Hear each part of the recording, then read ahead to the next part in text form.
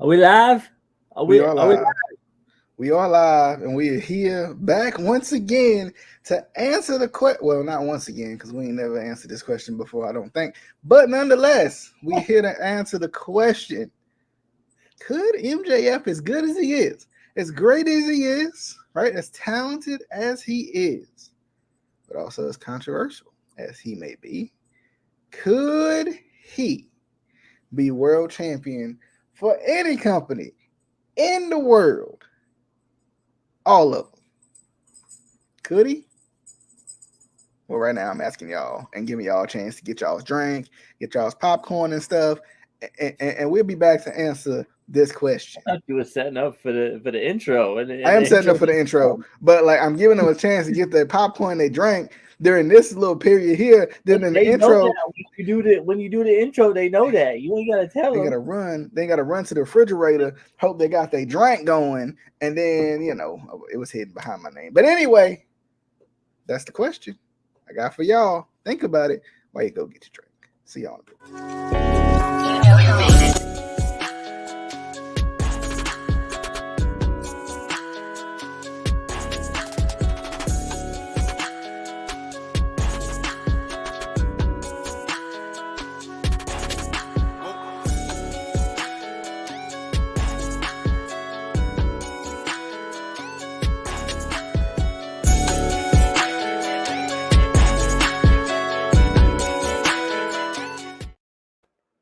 All right, what is going on? Good people. We back at it again. It's the Instant Classic Wrestling Podcast, the only podcast that is always, and DJ means always, and Casey means always, an instant classic.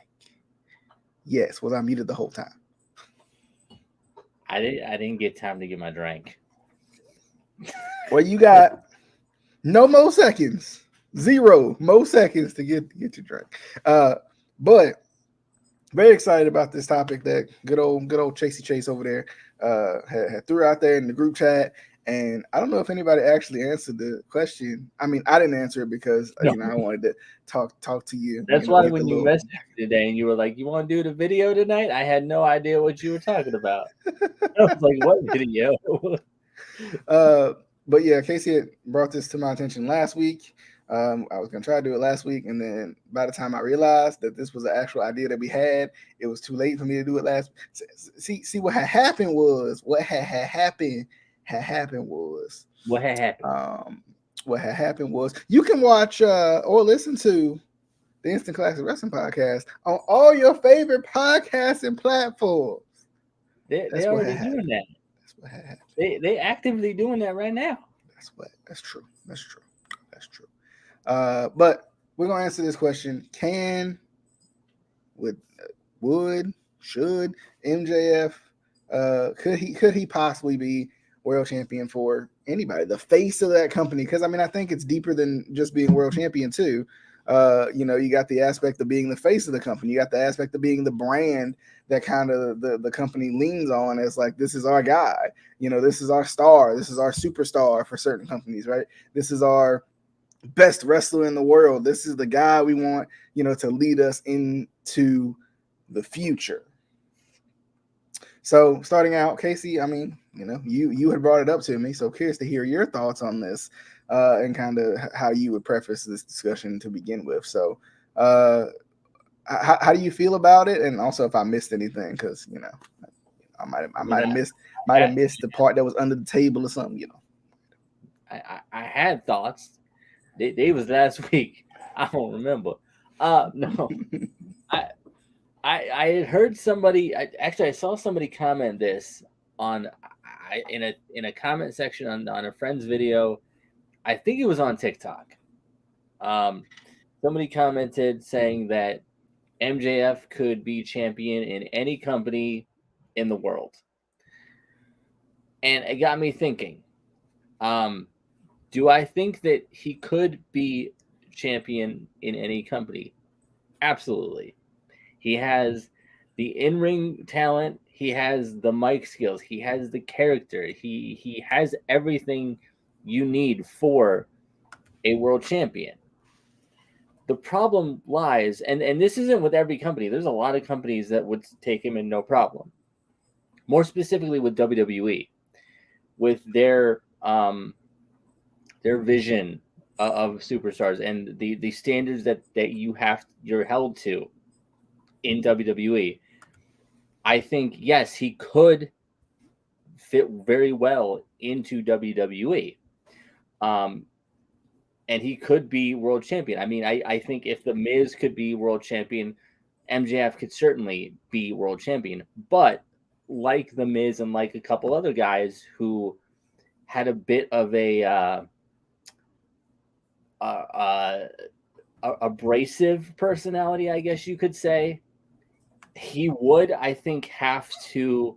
I mean, they would water him down anyway because they water everybody down. But he would really have to kind of take it down a notch because, you know, all the stuff that he does, like, and we've talked about this in the past. He lives the gimmick. Like, he's not afraid to be that heel. WWE isn't necessarily going to want him to go as far as he normally does because you have to think about it. One, they're really into the family friendly, you know, even though they're saying we're back in like the you know, TV 14 era or whatever they're saying now. Still, they don't want you to say certain things. They want you to kind of, you know, keep it, you know, TV friendly. You know, they're not, they watch what you do on social media. They watch what you post on social media. Whereas with like a company like AEW or Impact or whatever, they kind of let him do what he wants, I feel like. Or encourage him to do what he wants. WWE is not going to be like that. You're going to be right under their thumb. They're going to watch everything that you do. So I think that to kind of wrap up my initial thoughts, yes, I think he could definitely be world champion in any company, including WWE. But specifically with WWE, he would have to definitely take it down a notch, I think. Mm-hmm. So technically, would you say no, that he can't?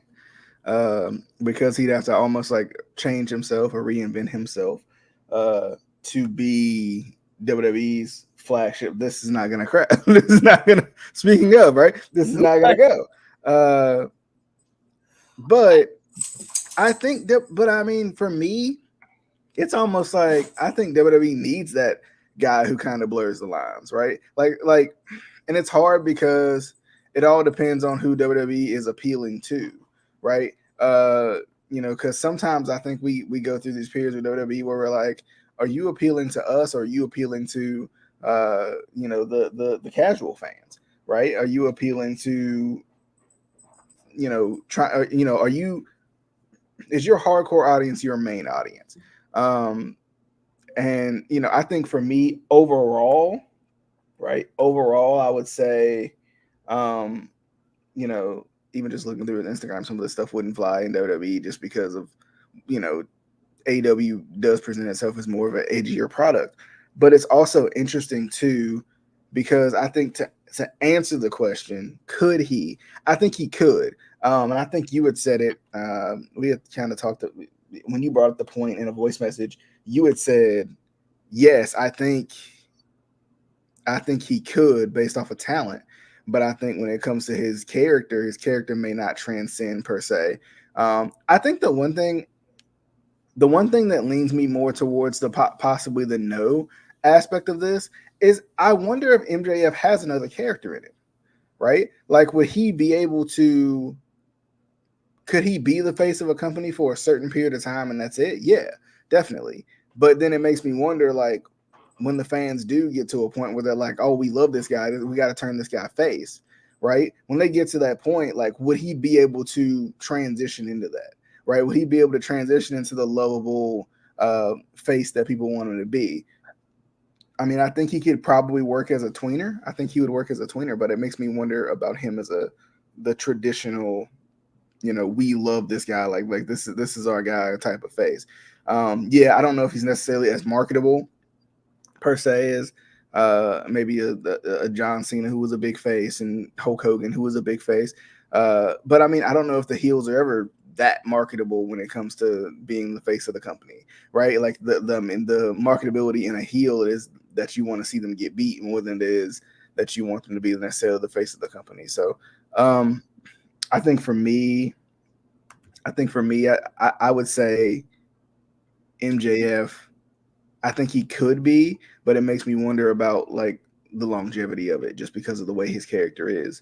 But then, I mean, I look at a guy. I think he's very similar to a guy like CM Punk, where he's a little abrasive, right? He rolls with that character. He rolls with the punches of it. He blurs the lines a little bit. But I mean, CM Punk has the ability to be a face too, and be a face of a company. I would say. I think we've seen, even just with the little bit of time that he's spent in AEW, that from a drawing perspective, of course, he has that, but also from an in-ring perspective, he has that, but also like from being a guy who can be a face. We've seen that too. So it's kind of I'm struggling with my answer, because I think MJF is talented enough to kind of transcend his original character that I think we know and love.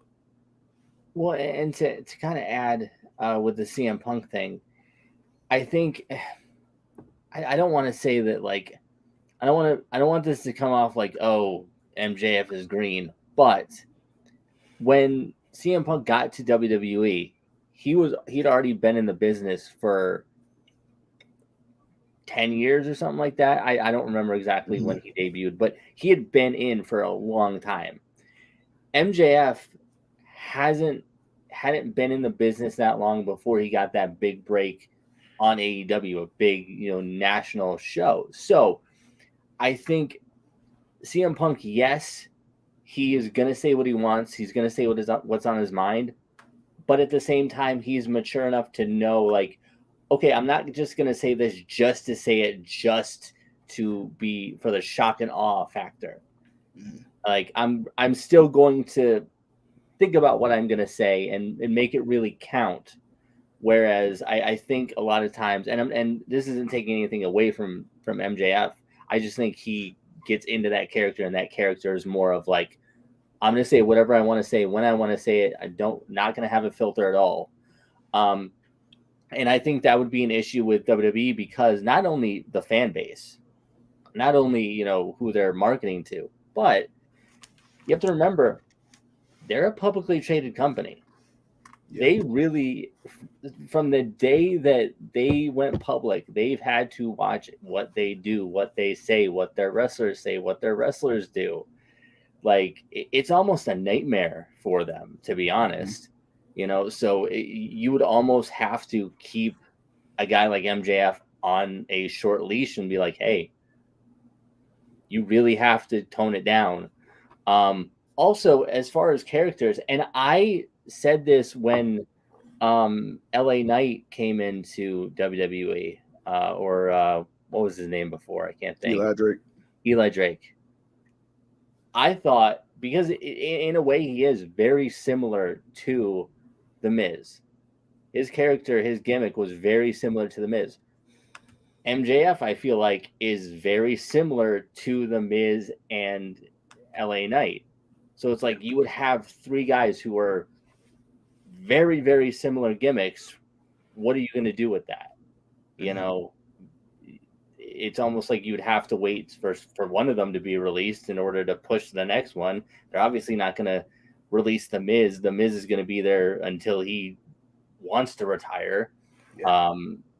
So it's like you got to think of that aspect as well. Yeah. I think there's always room, though. I think there's always room. I mean, we've seen WWE. There's always room for talented guys. Maybe not even necessarily on TV, but in the checkbook, there's always room for talented guys. But I will say this for me, I think some of the best MJF stuff that we've gotten has been against those guys who maybe he's similar to. Right, like I think his stuff with CM Punk was really good because CM Punk was similar. He's been through that same struggle per se, but CM Punk could come from it from the face aspect, and MJF can continue to go with his heel aspect of it. So I mean, I think there's always room for a guy like MJF and a guy who is as talented as MJF to be in WWE or New Japan or wherever he would want to go. But I think at the same time, I think it would be interesting, to see him kind of in a face role too, because like I think Punk was a guy who you were like after he went through kind of his best in the world role, right? Like he was basically a heel. He was calling out the company, whatever, right? He was basically a heel in all shape and rhyme and reason, but at the same time, right, like the fans loved him, so he was almost he was also he was a face. He was designed to be a heel, but kind of turned himself into a face just by being authentically him and giving his authentic thoughts about what we all felt, in terms of coming from the fan perspective to a certain degree, for a certain degree too. So I mean, it's hard, right? Like I think that's the tough part about it is I think MJF is really talented. And I think there's always room for him. But I think at the same time, like I think some of his best work has been against those guys that are very similar to him. Because I mean, I don't know if we really. Sometimes I feel like there's so much room for him to continue to grow. And I think like even still like looking at a guy like Daniel Bryan, right, or Bryan Danielson, right, like I think there's room for him to grow because I think we've only seen him as. And this is not true, but this is how I feel, right? Like, because this is most memorable moments is him as a face, right? Him as the lovable underdog face. But there's such a heel like undertaking that he can tap into that we've only seen for like a limited period of time. Well, and I think the times that we've seen it with Daniel Bryan or Bryan Danielson was when he was in like factions. Mm-hmm. Like we saw it a little bit when he was in the Nexus for a day and then got fired for choking, I think it was Justin Roberts with his tie. And then, he's in the Blackpool Combat Club. Yeah. But he had that really good heel run with the World Championship, but for right. whatever reason, I feel like I don't remember it because it was around about the time that COVID was really big. I think like the interest in wrestling was like kind of mold a little bit. Well, he had that heel run with the world title, I think. Where he did like the like Earth title or what, I don't remember what it was called, but wasn't it? Oh, you're talking about the World Heavyweight Championship, right? Yeah. When he was with, I think, wasn't he with AJ Lee at the time? I think so. Yeah. And then he lost it in like 18 seconds or whatever. Yeah. Something like that. Yeah. I always felt like, especially in WWE, all of his heel work seemed it came off a little bit goofy to me. Mm-hmm. And I think that's just how they booked it. It's like it was like I wanted to take it seriously, but there was something about it that I just couldn't take seriously. Mm-hmm. Whereas it's like Austin's face role, right? Like Austin's face role, like you love Austin, right? Like he's one of the top stars ever, but at the same time, like you're used to seeing Austin for who Austin is, or his heel role, I should say. I think that's what I said. I can't remember, but like you're used to what you're used to seeing, and sometimes when you're used to that, you don't take well to when it flips on his head or it's not booked properly. Yeah, and I think like I said, he's in the Blackpool Combat Club, which I think all of them are way outshined, at least character wise, and on the mic by Mox. He's always the one shooting the promos. He's always the one out in the front, and it's like you have 4 guys that are really talented. I feel like they need to separate them, let them all be singles. They can still be heels. I mean, but you have Claudio, who is one of the best wrestlers in the business right now. Brian, who is also one of the best workers in the world. Let them, be on their own and do their own thing and shine that way. But I mean, again, these are all guys that definitely could do good heel work if given the opportunity to properly do it. And I don't know I don't know that they've gotten the opportunity yet. But back to the topic at hand, MJF. I almost, and I know everyone's like, oh, well, if you don't go to WWE, you haven't really made it, blah, blah, blah.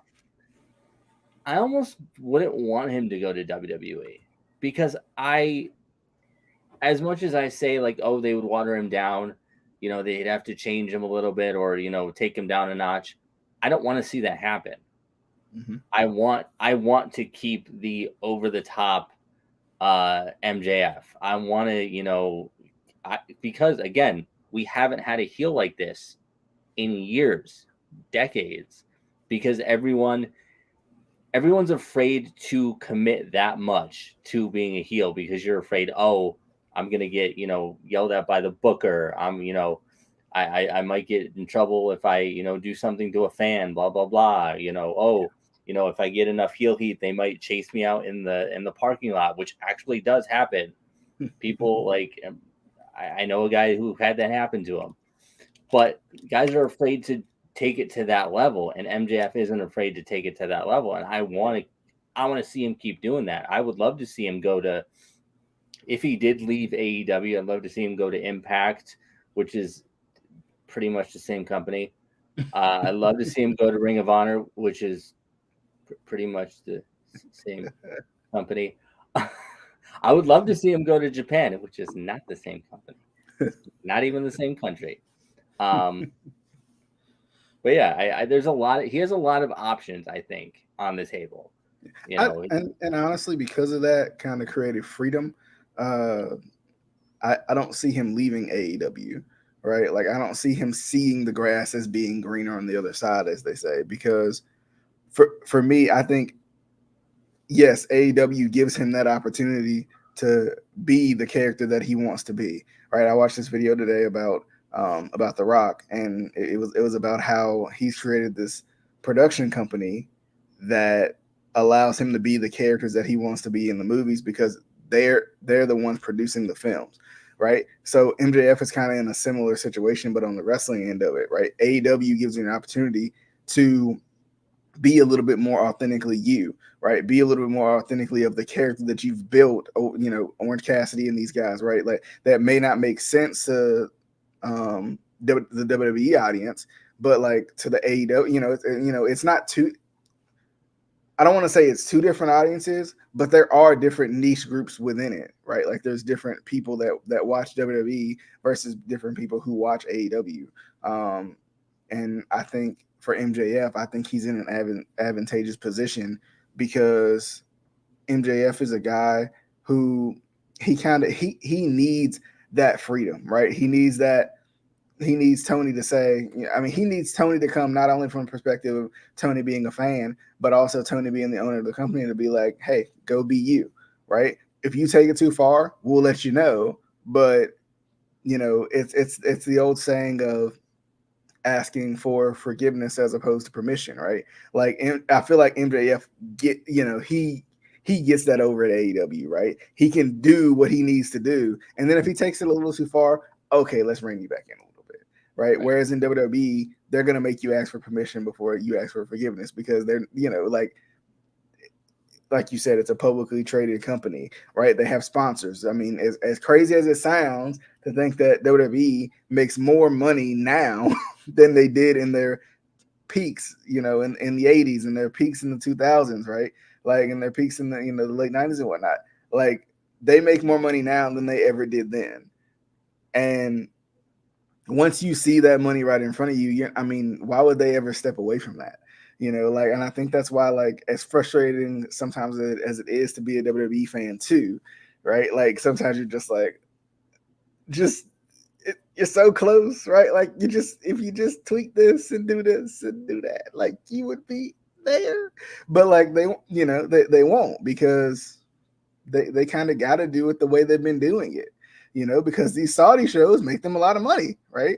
These international shows make them a lot of money. These, premium live events still make them a lot of money, even though they're only charging, with the WWE Network, they were only charging $9.99 for it. So you were getting $9.99 quality, So it's like, it's one of those things where it's like, you have to remember the positions that both of these companies are in. AEW is still pretty much a baby, a toddler, trying to make it, right? Trying to showcase to everybody that not only are we here, but we're here to stay. Right. WWE is here to stay. Like, hate to tell y'all, right? Hate to frustrate anybody out there, but WWE is going to be here forever unless, for whatever reason, management is just like, we don't like wrestling anymore. That's the only reason. But WWE has the brand, they have the backing, they have the money. Like, WWE has everything they need. AEW has the fan base, they have the money, but they just don't have the longevity. Right.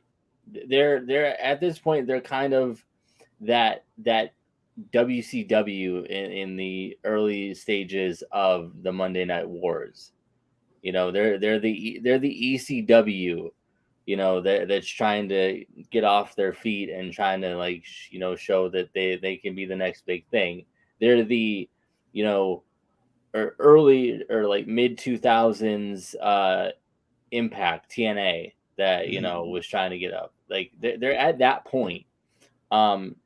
And I'm not saying that they're going to end up like WCW and go out of business. I'm not saying like they're going to get bought out, but it's the fans that are always saying like, oh, they're competition for WWE. No, they're not.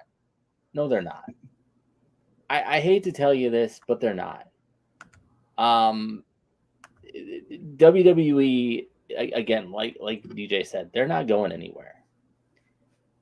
WWE, it's not just the weekly programming.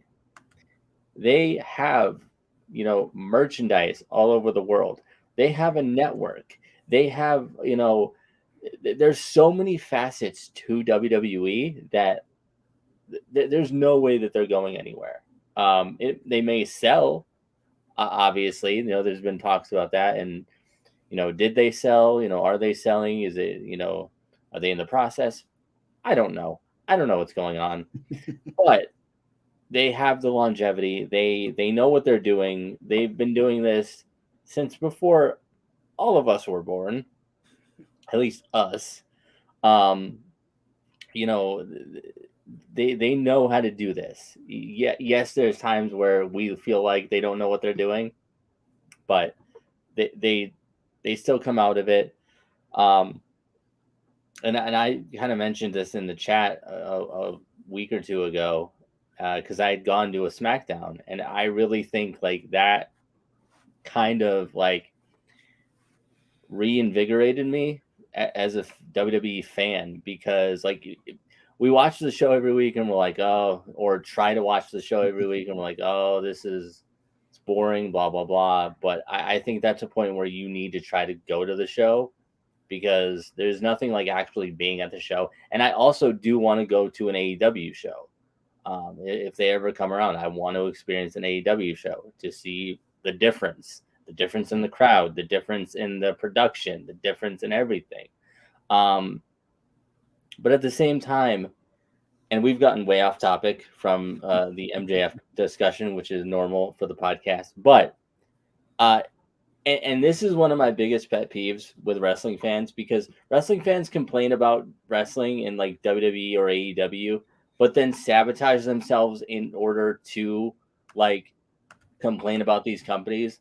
Like, for example, and this is the example I was getting to, is I took a picture of the crowd, like the beginning of the show, the middle of the show, and the end of the show. It was packed. It was sold out, right? And I keep seeing all in these wrestling groups, all of these people posting these pictures of half empty arenas, whether it's WWE or AEW. And most of the time, it's either they're taking the picture when people are still coming to their seats, or at the end of the show when people are leaving or whatever. It's like, guys, like, just enjoy the show. Just have fun. Stop taking pictures of the crowd. Be like, oh, the light crowd tonight. Okay, but there were people there. They still made money. You still went there. You literally paid money to that company and now you're complaining about how low the attendance was. You were there. But anyway, like, it's just, I think we need to like just enjoy wrestling again. And it goes back to MJF. Like, I don't care if he stays in AEW. I don't care if he goes to WWE at some point. I don't care if he goes to Japan. I just want to be a fan of MJF, and I want to see what he does. I want to see how he eventually, develops. I want to see if his character changes. Well, and I think too, like, that's the big thing that I've been kind of harping on lately. It's like, just don't miss out trying to be too critical. Like, we all know way more than we should know right now. Like, we do. Like, social media, you can search anything you ever wanted to search. You can find spoilers if you want to. Like, we know way too much, especially in the wrestling space. And it's like, if we don't know how long AEW is going to be around, and because of that, we need to enjoy it while it's here, because this is what we asked for. This is what we wanted. We wanted something remotely similar to any sort of competition for WWE. And this is the closest thing we've had since TNA in 2010, right? Like, well, and I mean, like, how many times has TNA gone out of business? I mean, yeah. I mean, they were going out of business the day before they got in business, right? And I mean, we legitimately almost lost Ring of Honor too. Ring of Honor almost went under. So it's like, just enjoy wrestling and enjoy the shows, because you don't know when a company is going to go out of business. And just because you enjoy, like, and that's the thing about it too, just because you enjoy wrestling, it doesn't mean you have to enjoy everything about it, right? No. You can still be critical. I think sometimes, like, there's so many sides of the coin, right? Like, there's so many sides where it's like, well, if I don't enjoy this, I can't enjoy the whole show. No, like, AEW has some really good parts to it that I really enjoy. But if they throw another 8-man tag at me, I'm not gonna watch it. I'm just not. I'm not into it. I don't want to watch it. Don't care about it. And there's certain things about AEW I don't care about. Same thing with WWE. Like, I would love to watch Raw. I enjoy watching Raw when I finally watch Raw. But then I have to also set aside 3 hours to sit and watch Raw, right? Like, that's not as easy as sometimes it seems like it may be, or maybe it was as a kid where I could just set aside 3 hours of my time to sit down and watch Raw. But when I try to go into it with an open mind of like, oh yeah, like I'm excited for this. I'm ready for this. And like, even still, like, even if I'm not watching Raw on a regular basis, I'm not watching SmackDown on a regular basis, I still try my best to at least watch This Week in WWE or something, like, get myself like recapped up on it so I know what the heck's going on. Because I mean, we've said it plenty of times, there's just so much going on. Casey's in the business. I can only imagine how much it feels like it's going on for him. So. Well, and you mentioned like the 8-man tags and the triple threats and the 6-mans, and as a manager who works a bunch of indie shows, please, for the love of God, can we stop with the multi-man matches? I swear, every show I work, there's at least 3 or 4 like triple threats or fatal 4-ways, just because they want to get so many people on the card, and it's like, stop. But back to the point I was going to make is, like, again, just enjoy wrestling, have fun with wrestling. Like, stop trying to be like, oh, well, WWE is gonna go under, blah blah blah, they're gonna fail, or AEW is gonna go under, they're gonna fail, or Impact Wrestling is gonna go under, they're gonna fail. Why would you want any of those companies to fail? Yeah. Why would you want any of those rosters to lose their jobs? Like, yeah. Like, that's like, somebody coming to your company or wherever you work and be like, oh, I hope this store goes out of business or this company goes out of business. Well, then you lose your job. Like, how? It doesn't make any sense if you start to really think about it. Yeah, I agree. Any final thoughts on this MJF topic? I wish that Adam guy was here. That'd be cool. I mean, he liked the video. He liked the link on Facebook, but he didn't show up. Maybe one day soon. You never know. You never know. Or just But but as always, definitely hope you guys enjoyed. I do want to say, if you don't know, maybe your first time listener, first time watcher, whatever it is, we are on all the major podcasting platforms. Even if you want to watch us, if you crazy enough to want to watch us, we on Facebook, YouTube, and Twitter. And if you want to listen to us, I mean, whatever your favorite podcasting platform is, we on there. And if you send me something random in the bottom of the in the comments somewhere, we'll put it on there too. Maybe depends on what it is. But anyway, as always, Also, definitely ProWrestlingTees.com/ICWP. Get yourself a podcast shirt, and then while you're on Nice.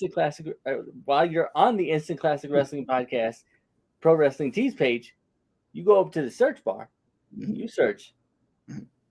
Actually, don't do that because my name doesn't come up when you do CR O'Malley for some reason because there's another O'Malley guy on there. It's weird. Just go to ProWrestlingTees.com/CR O'Malley. It comes up. I don't know why they're like that. It's weird. But go buy shirts and we will have money. And then we can do more cool stuff with the podcast. Facts. We probably won't though. But We'll we could. We'll think about it. We'll put it right in here. Actually, like right back here. DJ can get another sign for the back of his little setup there. Yeah. I can get a headset too. Facts. And a See? cool microphone that lights up. And if he's talk too loud in it, it'll turn red. See? You know? I mean, you know. But anyway, as always, that's not how that works. As always, definitely hope you guys enjoyed the show. We see you guys on the next one, which I'm hoping is next week. Until